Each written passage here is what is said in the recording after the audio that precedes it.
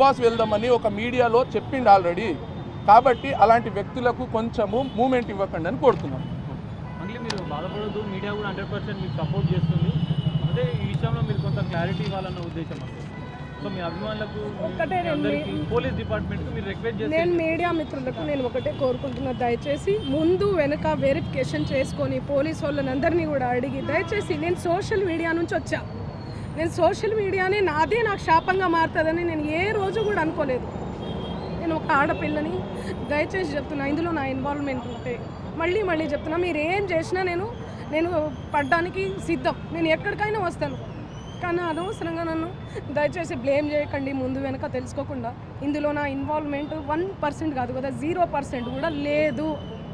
ఆయన just famous అవ్వడం కోసమే నాతో మాట్లాడాడు కూడా, నువ్వు వస్తేనే నేను మాట్లాడతాను అని చెప్పి. ప్రతి ఒక్కరిని కూడా ఆయన అట్లనే అప్రోచ్ అవుతున్నారు. సెలబ్రిటీస్ని నేను కనుక్కున్నాను కూడా, ప్రతి ఒక్క సెలబ్రిటీ ఇదే చెప్తున్నారు. రిటర్న్ డబ్బులు ఇచ్చి మరీ ఇంటర్వ్యూ చేయించుకుంటాడట ఆయన, అంత పిచ్చి ఉంది ఆయనకి. ఆయన ముందు వీడియోలు వినండి. అండ్ ఈ కేసు సిఐడిలో ఆల్రెడీ నడుస్తుంది, 1 year నుంచి నడుస్తుంది. 3 years నుంచి వాళ్ళు ఈ దందా నడిపిస్తున్నారంట. వాళ్ళందరూ కూడా బాలాజీ నాయక్, మధు నాయక్, ఇంకెవరెవరో, హేమకాంత్ రెడ్డి, ఇంకోరు ఎవరెవరో ఉన్నారు. వాళ్ళంతా గొలుసు కట్టులా ఉన్నారు వాళ్ళు. నాకు అసలు తెలీదు. అన్యం పుణ్యం ఎరగని మమ్మల్ని, నన్ను, నా ఫ్యామిలీని దయచేసి రోడ్డుకి ఇచ్చి, మీడియా మిత్రులారా నేను మళ్ళీ చెప్తున్నా, న్యాయం ఎవరి వైపు ఉంటే వాళ్ళ వైపు ఉండండి. దయచేసి మీడియా అంటేనే నాకు చాలా గౌరవం, నిఖార్సైన మీడియా. దయచేసి చెప్తున్నా, మళ్ళీ చెప్తున్నా, వాస్తవాలు చెప్పండి, అవాస్తవాలు వద్దు. సడన్గా ఇట్లా ఏం తెలియకుండా ఎవరో వచ్చి నా మీద ఎలిగేషన్స్ వేస్తే దయచేసి మీరు పెట్టుకోకండి. ఎందుకంటే నేను ఒక ఆడబిడ్డని, గిరిజన ఆడబిడ్డని. ఎవరెవరో పడనోళ్ళు మా ప్రోగ్రామ్కి రాలేదు, అంత బలుపా, అంత ఓవర్ యాక్షనా, ఏమేమో ఉంటాయి. వాళ్ళు వచ్చి పడదు అని చెప్పి ఏదేదో మాట్లాడుతుంటారు. మీరు అట్లా పెట్టుకోవడం చాలా తప్పు. దయచేసి మీడియా మిత్రులు, నా ఫ్యామిలీ లాంటి వాళ్ళు, నా ఫ్యామిలీ మీడియా అంటేనే నా ఫ్యామిలీ, నేను కూడా ఒక జర్నలిస్ట్గానే వచ్చాను.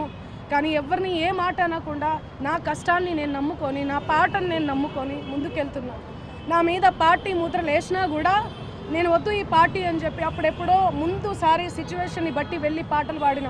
పార్టీ ముద్రలు వేస్తే 2023, 2024 ఎలక్షన్ మూమెంట్లో అసలు నేను ఎక్కడ కూడా కనిపించలేదు, ఎవరికి పాటలు కూడా పాడలేదు. అవునా కాదా? మీరు సెర్చ్ చేయండి. మళ్ళీ చెప్తున్నా, నాకు వద్దు, నా పాట ముఖ్యం. నాకు వద్దు ఈ పార్టీలు, పార్టీ జెండాలు, ఈ సుబ్బు లాంటి ఫేక్ ఎలిగేషన్స్ వద్దు నాకు ఇవన్నీ.